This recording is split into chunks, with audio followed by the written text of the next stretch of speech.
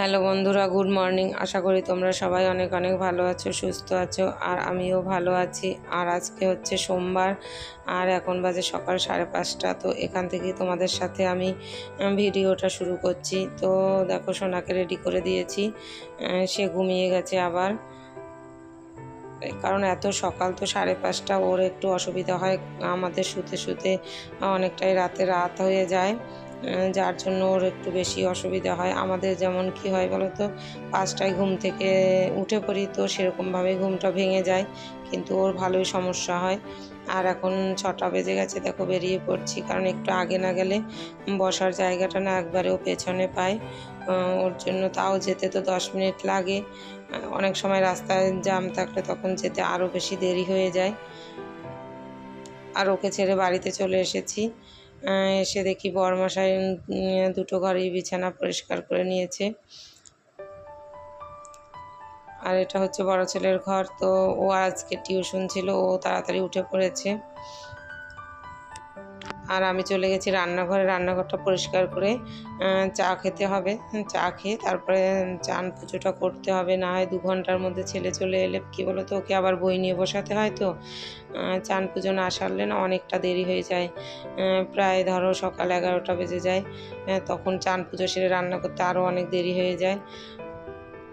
তো ছোটো ছেলে বলেছে আজকে রুটি খাবে, আর বড় ছেলে ভাত, তাই ভাত বসিয়ে দিয়েছি, দুধটা গরম করে নিয়েছি। আর এখন এখানে রুটি করে নেব, ডিম ভেজে দিয়ে দেবো ওকে খেতে। আমরা দুজনা খাবো হচ্ছে মুড়ি, কারণ ওর বাবা তো একদম ভাত খেতে সকালে ভালোবাসে না, আর রুটিও ভালোবাসে না। তো আমরা মুড়ি খাবো। আর এই যে দেখো, ওকে খেতে দিয়ে দিয়েছি সোনাকে। আর বড় ছেলেকেও দেখো দিয়ে দিয়েছি মাংস দিয়ে, কালকের ওর একটু মাংস ছিল, তো মাংস দিয়ে আর ওর বাবাকেও দিয়ে দিয়েছি। তো সবারই, আর আমিও নিয়ে নিয়েছি। তো মোটামুটি সবারই সকালের খাওয়ার ঝামেলাটা সারা হয়ে গেছে। আর এই সকালের খাওয়ার ঝামেলা মানে বিরাট একটা ঝামেলা, জানো না। দুপুরবেলা তাও ঠিক আছে, সকাল। আর দেখো, বাজার থেকে নিয়ে এসেছি ইলিশ মাছ। আর ইলিশ মাছটা ভালো, তাই বড় ছেলে আবার দেখছে কেমন ভালো না খারাপ, কারণ ইলিশ মাছ মানেই আমার আর ওর দুজনার প্রিয় মাছ। আর মাছটা কেটে আনিনি, তো কেটে দেখো চলে এসেছি। আর আজকে বানাবো ইলিশ মাছের পাতুরি আর শাক ভাজা, আর কি যেগুলো রান্না করব আমি সবই একবার কেটে কুটে রেডি করে নিয়েছি। আর পাতুরিটা কিভাবে বানাই চলো তোমাদের সাথে আজকে শেয়ার করি। তো প্রথমেই নুন হলুদ মাখিয়ে নিচ্ছি, আর আমি কাঁচা লঙ্কা দিয়ে, সর্ষে দিয়ে আর জিরে দিয়ে একটা পেস্ট করে নিয়েছি। ওইগুলো সব কিছু দিয়ে আমি মাখিয়ে দেব, কারণ আমার মা বানাতো তো ওটার মধ্যে সর্ষে বাটা দিত না, কিন্তু আমি একটুখানি সর্ষে দিয়েছি। আর তেলটাও একটু বেশি দিতে হবে, কারণ এগুলো দীঘার ইলিশ। আর ইলিশ বলতে বেশি ভালো হচ্ছে খেতে লাগে কোলাঘাটের ইলিশ, আর না হলে ভালো আসে গঙ্গার ইলিশ, কিন্তু দুটোর কোনোটাই তো না। এগুলো তো দীঘার ইলিশ, এগুলোর নাম মাত্র, কিন্তু খেতে জানো তো একদম ভালো লাগে না।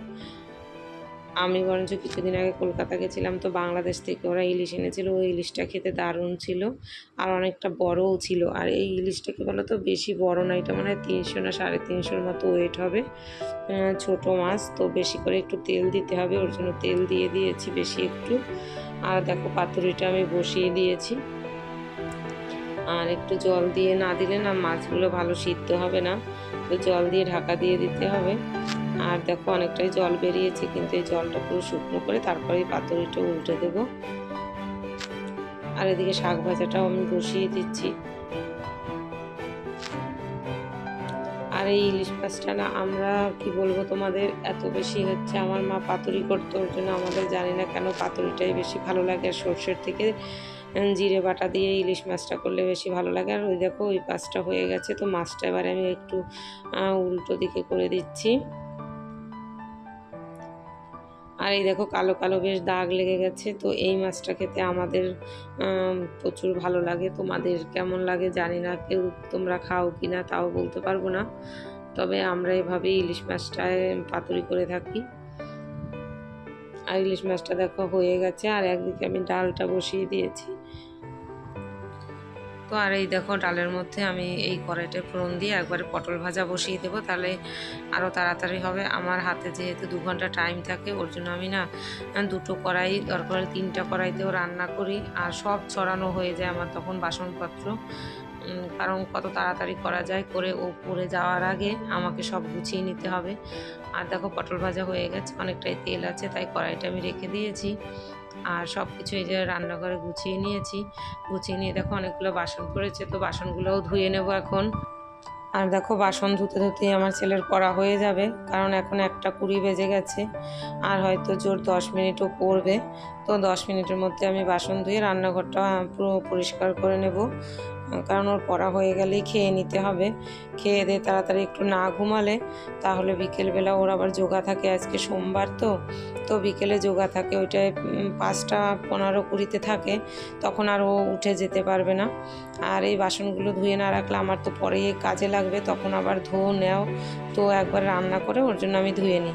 আর রান্নাঘরটাও যেহেতু আমার টালির, কারণ আমরা যখন বাড়িটা বানিয়েছিলাম তখন জানো না অনেক আমাদের একটু সমস্যা ছিল, যার জন্য তখন আর পাথর বসাতে অতটা খরচা করতে পারিনি, তো টালি বসিয়ে দিয়েছি ওর জন্য। আর সাদা তো রান্নাঘরে সাদা টালি থাকা মানে বেশি হচ্ছে নোংরা হয়, ওর জন্য যতবার রান্না হয় ততবারই পরিষ্কার করে নিতে হয়।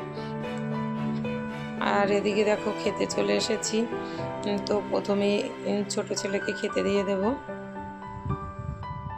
আর এই যে ছোট ছেলে চলে এসছে, দেখো সে এই যে পমফ্রেট মাছটা নিবে ভাজা তার পছন্দ মতো, তো বাবার জন্য করেছিলাম সেখান থেকে নিয়ে নিচ্ছে। আর তার 2টি দাঁত পড়ে গেছে, নিচে একটি উপরে একটি, তো ফুকলু ফুকলু কথা বলে।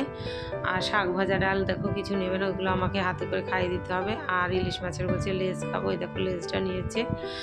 আর ভাতটা এখন আবার বলবে এরকমভাবেই আমি নেব, তো নিচ্ছে, কিন্তু নিজে খেতে পারে না, তো আমাকে খাইয়ে দিতে হবে। আর খাওয়া দাওয়া শেষে দেখো আম কেটে নিয়েছি, আমটা খেয়ে নিচ্ছি। আর বন্ধুরা ভিডিওটা আমি এখানেই শেষ করছি। ভালো লাগলে প্লিজ একটা লাইক করে দিও, কমেন্ট করো, চ্যানেলটাকে সাবস্ক্রাইব করে রেখো। আর তোমরা সবাই অনেক অনেক ভালো থেকো।